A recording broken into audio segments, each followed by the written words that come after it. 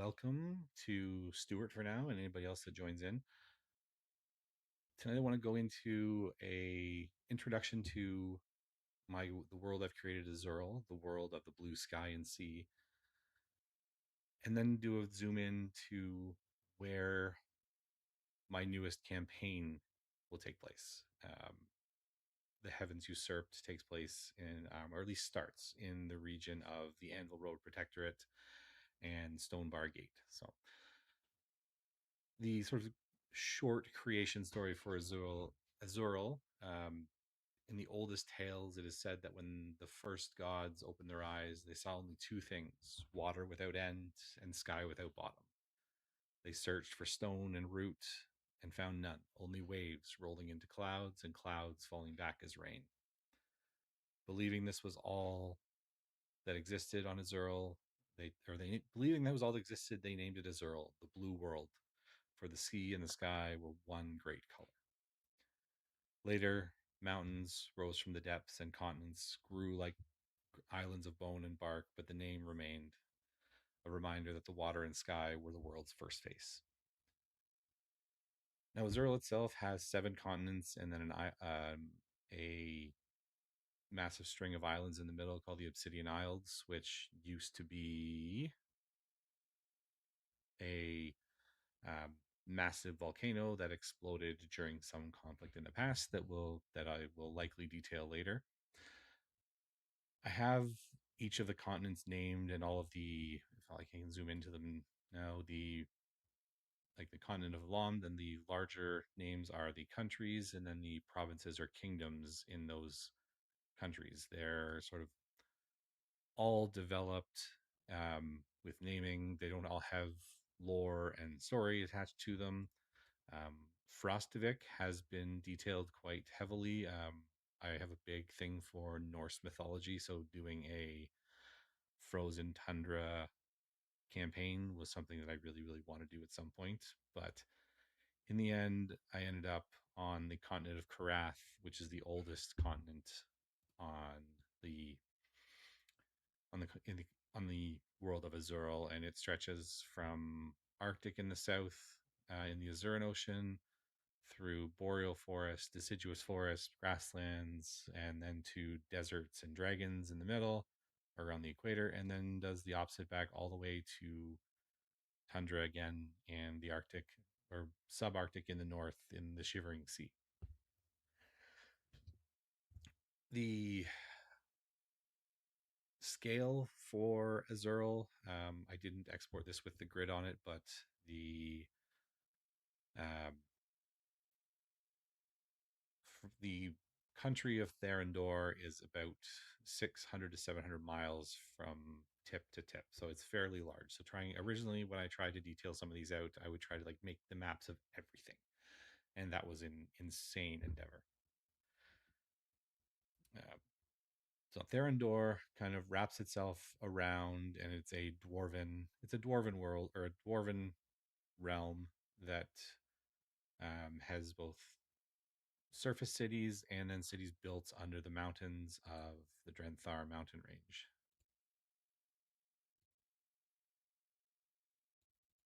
And of course, now it's not clean, but we'll go this way.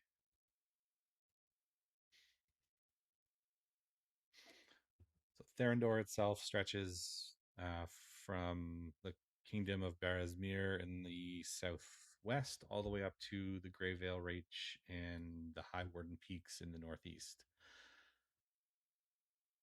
The Drenthar mountain range, its nickname is the Grim Wall. It's their old, storm battered and forbidding, the highest and most ancient range in all of Karath, and its peaks are perpetually wind scoured.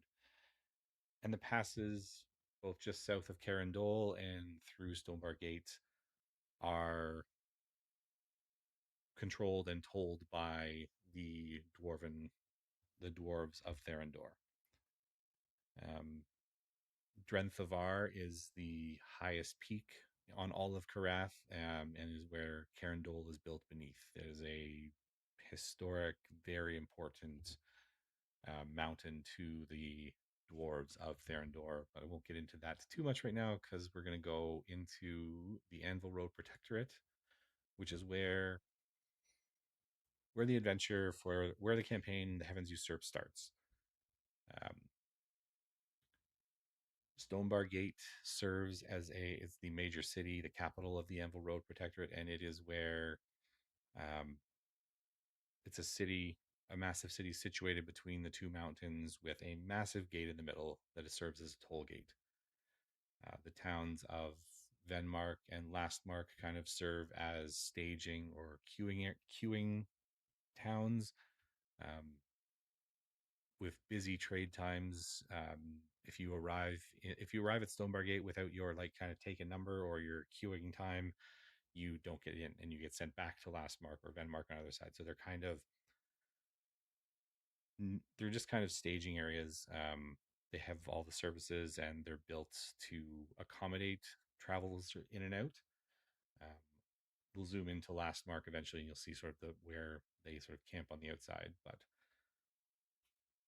for now, we'll go into the Stonebar Gate region, which is, as you can see now, we get into detailed and fun and all of the extra details that I typically would try to do in the bigger world. Now it's in the small into starts to come into place and give like little locations that can have adventures, hooks, all of those things, people associated to them. If we zoom in here on Stonebar Gates, the massive wall stretches 30. These the hexes are 3 miles. I really like doing that for travel. So the wall running north south is massive, and the city of Stonebar Gate itself, the gate there, I believe the gate's like 100 150 feet wide, and the road running through it is just as wide. Now Stonebar Gate, for multiple centuries, has had a neutrality doctrine, and that's one of the key features of the key focal points of the beginning of the Heavens Usurped campaign. There's someone trying to undermine that neutrality doctrine, someone trying to make it so that it doesn't function anymore. The doctrine essentially says that Stonebar Gate itself, and if you see the ring of sort of monuments around Stonebar Gate, they're about 20 miles out, and that's the Stonebar Gate protection zone. If you have the appropriate paperwork and you are traveling through that zone, you are under Stonebar Gate's protection, and they will protect everybody equally, no matter what. Yes, like the Great Big Wall of China, Stewart. Um, the town of Lastmark and Venmark on either side, they've been lobbying for, I say, years or decades to have the protection zone extended all the way from east to west from Lastmark to Venmark. Um, but it is now they have been unsuccessful, and they're now looking at creating their own protection zone, running north south, and then east out to Rethmark and Skullmark Keep on the border with the Orcs of Grimhorn.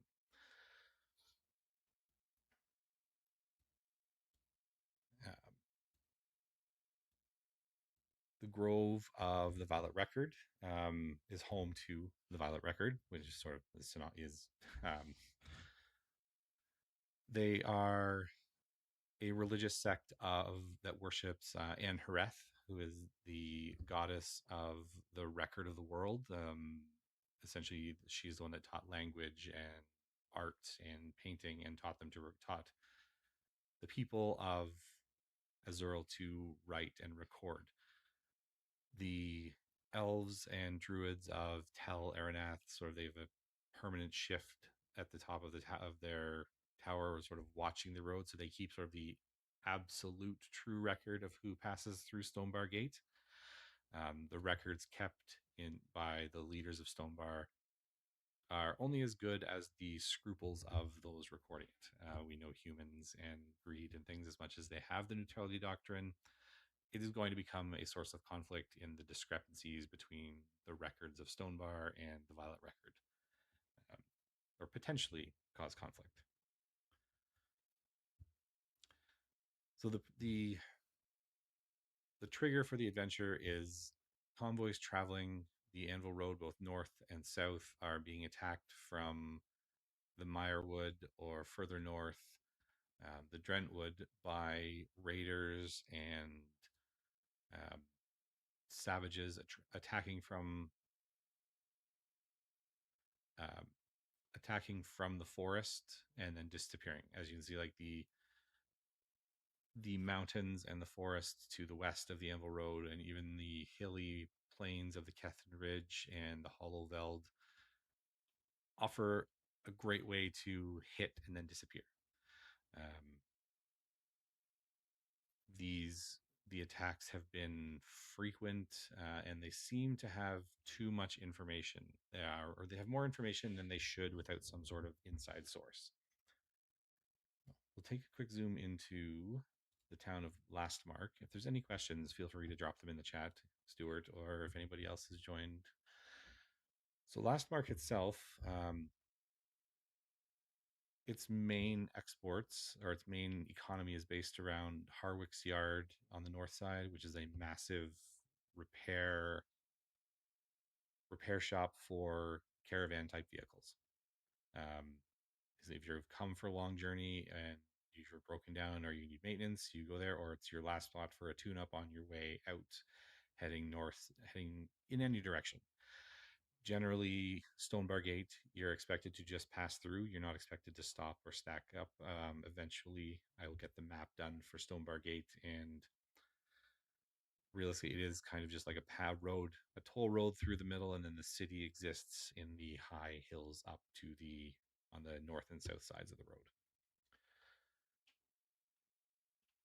Part of the conflict that's emerging is the orcs of the Astrum Dominion to the east are starting to believe that Stonebar Gate itself is behind the attacks on the convoy, trying to secure funding, or they don't know the purpose for it. But as an act of good faith, they've created a training hall for caravan guards and road wardens and those that will travel with the caravans leaving Lastmark. So it's turned into quite a boon for Lastmark's economy, the source of numerous great adventurers as they train with, like, the orcs of the Astrum train the residents of Lastmark to guard the convoys a lot better.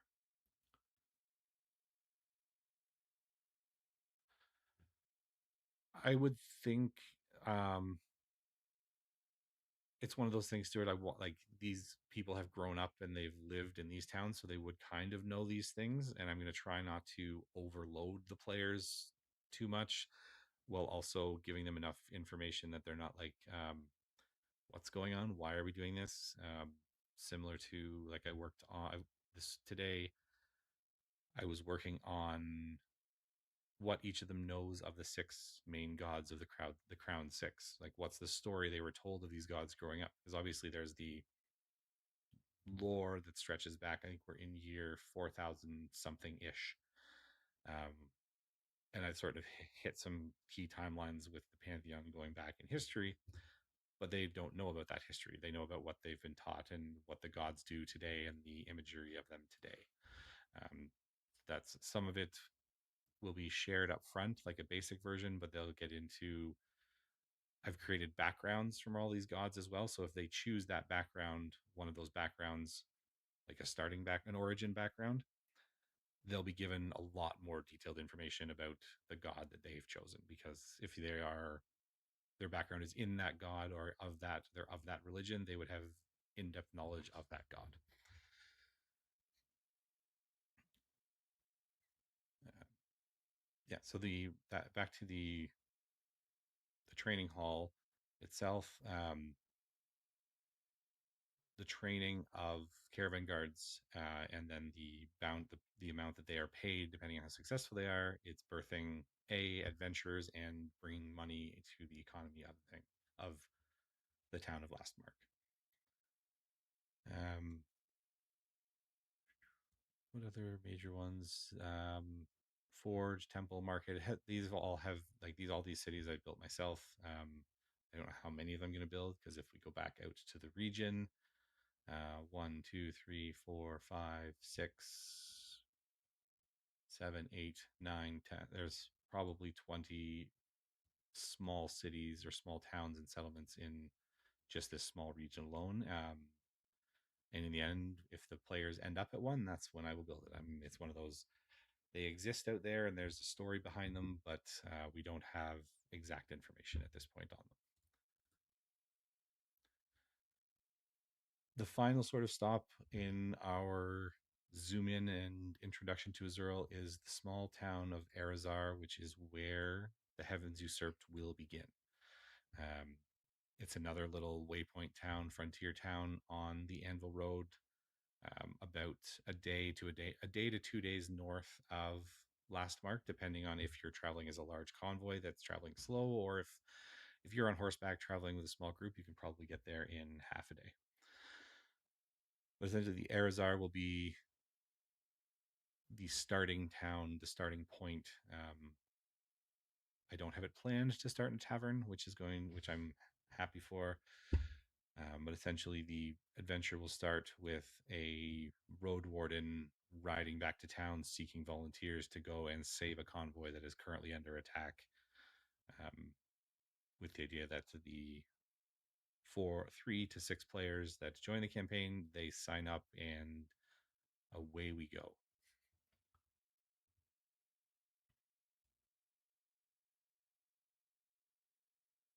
Combination of both. Um, I I like giving lots of locations, but when we're out in Stonebargate region, the regional map here, if they're traveling through Kethton Ridge and they're like, if they're or in through the Mirewood and they're for um, searching for a raiding party, or they're eventually they're gonna have to search for the headquarters or the hideout of the raiders, like their main base. So there is going to be a bit of a hex crawl adventure, but there also could be adventure hooks that come in. So like up here in near Averwick, we have the Shrieking Gloomwood. Um, if the party is in Keftin or in Erazar, a messenger from Averwick can show up in Keftin and tell a great story, or give them a hook that they attach to travel there and work and deal with whatever comes up in the Shrieking Gloom wood, which will likely at some point I will tie some form of the story and the campaign into it as well, allowing it to like there's definitely going to be plot points that I want the players to hit, but I also want them to be able to explore, and where they hit those plot points, I can work and build into where they go as an adventuring group. At least that's my intent for it.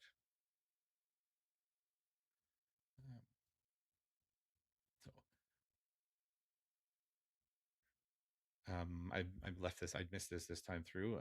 But the scar to the northeast, essentially should these attacks not get stopped, and essentially one of the fail conditions for the party is if they don't stop it and they don't uncover who is behind the funding of the radars. The scar is kind of an area of perpetual warfare between the orcs and the dwarves. Um, the fight, like the trench lines sort of move between Steelfen Mere, the lake, and back to the road past the Barrow Flow. Should Stonebar not find the leader and the orcs get too pissed off, their end goal would be to push back to Kefton and then create their own trade route or toll road through Avarwick and navigate some way through the Drenthars another way, creating their own safe road, basically severing Therendor in two and kind of isolating the Anvil Road and Barasmere further to the south. So the failure conditions are kind of fun. I guess they wouldn't be fun for the people, but it'll be interesting to see what and how much the players discover and what they interact with is one of the things. I think I've been building this for about 6 months now. I want to try and working on story, like um my Notion. I use Notion as my organizer, and I think there's like 250 different items or like areas that I've created or worked on. Um, there's a pantheon of dragons based on the gods and the celestial bodies that are they'll have elemental significance similar to the like red, blue, bronze, but they will be a little more uniquely flavored. One of the ones I have done now is a solar like mirror themed dragon that I'm going to play test with one of my other groups for fun to see how it works. But I'm creating an entire slew of dragons that will, I hope, blow the minds of my players because they're gonna like they're I'm having a lot of fun doing it in there. I think I've shared them with a couple of people and they've said like I don't really want to fight that, but it looks awesome. So um, that's my zoom in to Erazar and the start of the Heavens Usurped. Um, please subscribe. A link for to subscribe to the channel if you want to see more. I'm going to try and drop more information and more lore here every other week or so. But if you please subscribe to my content or on Instagram at GM of Shared Legends. Have a great night.